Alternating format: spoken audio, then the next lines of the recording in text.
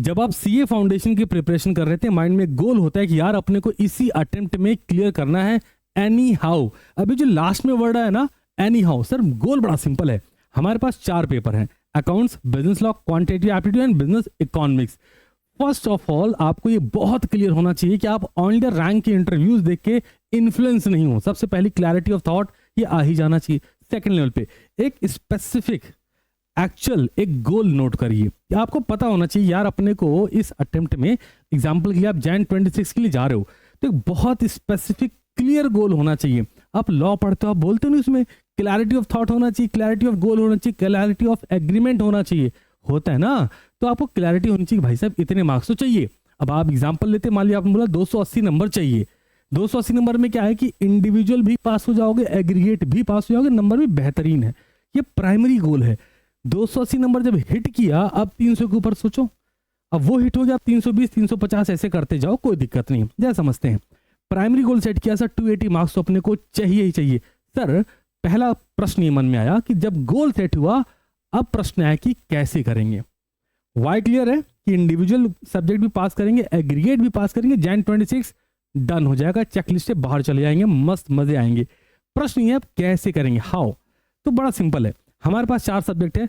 सबसे पहले गोल में क्लैरिटी होनी चाहिए कि 4 में से 2 सब्जेक्ट हम अपनी स्ट्रेंथ चूज करें, जिसमें हम 90+ मार्क्स के लिए एफर्ट मारेंगे, स्पेसिफिक वे में एफर्ट मारेंगे। अब वो किसी बच्चे का अकाउंट्स लॉ हो सकता है, किसी बच्चे का अकाउंट्स इकोनॉमिक्स हो सकता है, किसी बच्चे का business law and mathematics quantitative aptitude हो सकता है, किसी बच्चे का मैथ्स एंड इको, डिपेंड करेगा। बट प्राइमरी गोल सर क्या फायदा है, सोच के देखिए। आपने अकाउंट्स में 90 का गोल सेट करा, 75 आ गए, सिर्फ सोचिए, फिर लीजिए। सेम आपने इकोनॉमिक्स में 60 मार्क्स ले लिए, है ना, फिर लो। लॉ में आपने 75 कर लिए, तो जो मैंने अभी नंबर बोले हैं ना, जब आप इन्हीं को ऐड करेंगे तो 210 नंबर तो ये हो गए, आराम से हो गए। अब क्वांटिटेटिव एप्टीट्यूड में कितना आएगा वो आप देख लो। बड़ा सिंपल गोल बताया आपको कि आपको प्राइमरी गोल की क्लैरिटी होनी चाहिए। जब आप इस पर क्लियर नहीं होते, फिर आप क्या करते हैं, आप 3 से 4 घंटे की पढ़ाई डेली बेसिस पे कर रहे होते और आपको फील होता है आग लगा देंगे सर आग। हमने कहा जनाब सुनिए, 15 नवंबर हो चुका है, नवंबर में 12 से 15 दिन बचे हैं, ठीक है ना।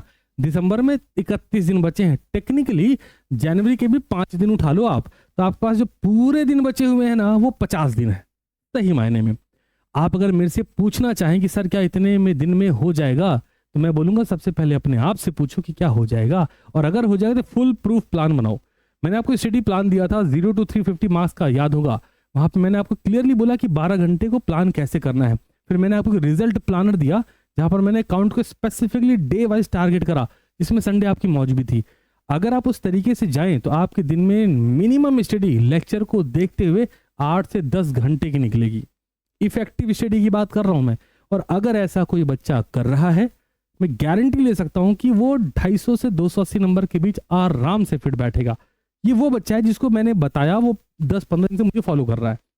अब कोई बच्चा ऐसा है उसने आज मुझे सुना है, तो मैं उसको बच्चे को बोलना चाह रहा हूँ कि मैं आपको एक ही लाइन बोल रहा हूँ, भाई साहब डेली बेसिस पर कल क्या पढ़ना है ये आज पता होना चाहिए। सिंपल है, कल क्या पढ़ना है ये आज पता होना चाहिए, और आज जो पढ़ा है उसका रिव्यू होना चाहिए। आज पूरे दिन में जो पढ़ा एक बार रिव्यू करो कि क्या वो इफेक्टिव जा रहा है कि नहीं जा रहा है।